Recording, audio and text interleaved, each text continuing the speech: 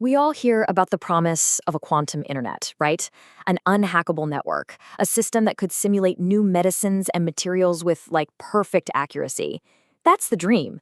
But there's this one huge fundamental problem. How do you send a quantum signal not just across a lab, but across an entire continent? So look at this number. I mean, really look at it. That's a 1 in 100 million chance. That is the probability that a single quantum bit of information, a qubit, actually survives a 500-kilometer journey through our very best fiber optic cable. You literally have a better chance of winning the lottery. Twice. So, this is the core challenge right here. If your signal basically vanishes into thin air, how in the world do you build a network? You can't just shout louder. The solution isn't about brute force. It's about something way, way cleverer that sounds like it's straight out of science fiction. To really appreciate the clever solution, we first have to fully get our heads around the problem. See, it's not just that the signal is weak, like a distant radio station fading out. Quantum information is just fundamentally weird, and it smacks right into a universal speed limit. Okay, so on our regular old classical internet, if a signal gets weak, we just copy it and boost it. It's like a megaphone, super simple. But if you try that with a quantum bit, a qubit, you run into a massive problem. The very act of looking at it to amplify it, poof, it's gone, destroyed. And this isn't some technical bug we can just patch later. Nope. This is a fundamental law of the universe. It's called the no-cloning theorem. And what it means is you simply cannot create a perfect copy of an unknown quantum state.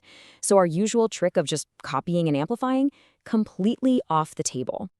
So if we can't boost the signal, we need a whole new playbook. We need a new hero for our story. And that hero is the quantum repeater.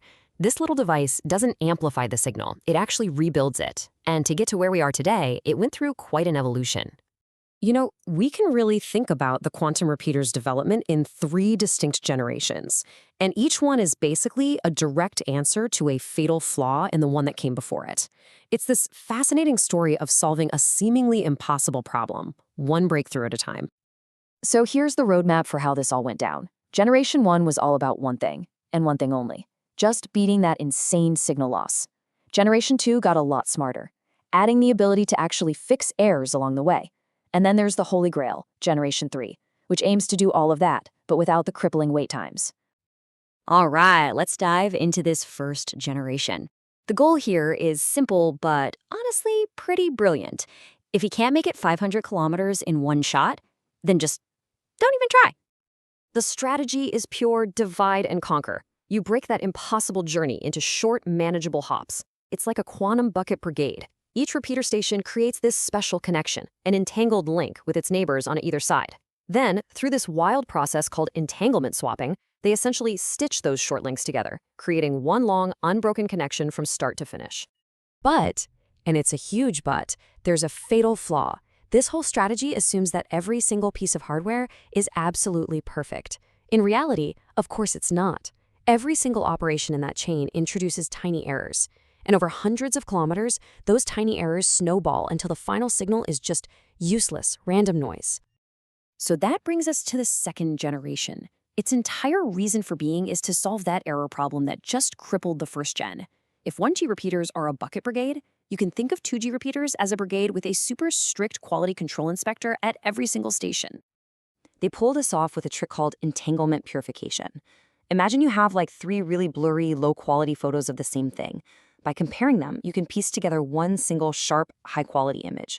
That's essentially what a 2G repeater does. It takes a bunch of noisy quantum links and distills them down into a single, near-perfect one. So, problem solved, right? We're good to go? Well, not quite. See, in fixing the error problem, 2G repeaters introduced a brand new, massive problem: waiting. This constant error-checking process creates an enormous time delay, what we call latency. So why all the waiting? It's because, to purify that link, each repeater has to literally talk to its neighbor.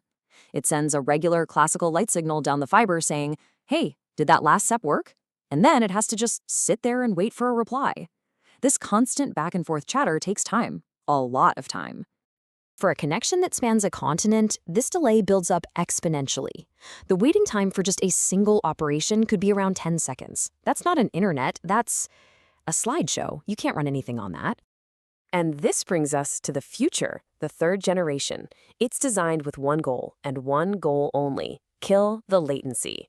It's the dream of finally having both perfect quality and incredible speed by breaking free of that classical communication bottleneck for good. The key is this revolutionary tech called quantum error correction, or QEC. Think of it this way. Instead of having to call headquarters for instructions after every single step, a 3G repeater has the entire instruction manual and toolkit right there with it. It can fix its own errors on the spot without asking for permission. This means it can just keep working, passing the signal forward without ever having to wait for a reply. Now, this makes 3G unbelievably fast, limited only by how fast local processors are. So what's the catch? The catch is that the hardware required to run these incredibly complex error-correcting codes has to be almost perfect, far, far beyond anything we can build today. It's a truly monumental engineering challenge. So, this brings us to today. We have the blueprints for 1G, 2G, and 3G repeaters. The question now is, what do we build them out of? Let's take a look at the different hardware platforms that are currently in the race. Okay, this table shows the main contenders. I want you to focus on the best lifetime and ideal generation columns. You can see a really clear trade-off here. On one hand, you have things like trapped ions. Their quantum memory can last for over 10 seconds. That's an eternity in this world. That makes them a great fit for that slow and steady 2G approach. On the other end of the spectrum, you have superconducting qubits. They operate incredibly fast, which is exactly what you need for 3G, but their memory lifetimes are thousands of times shorter. This is the central dilemma.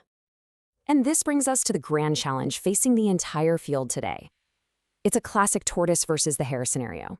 Do we follow the 2G path, the slow and steady tortoise, using the hardware we have now to build a functional, if slow, network? Or do we bet everything on the 3G hare, pouring all our resources into developing that revolutionary but still unfinished technology for a truly high-speed internet?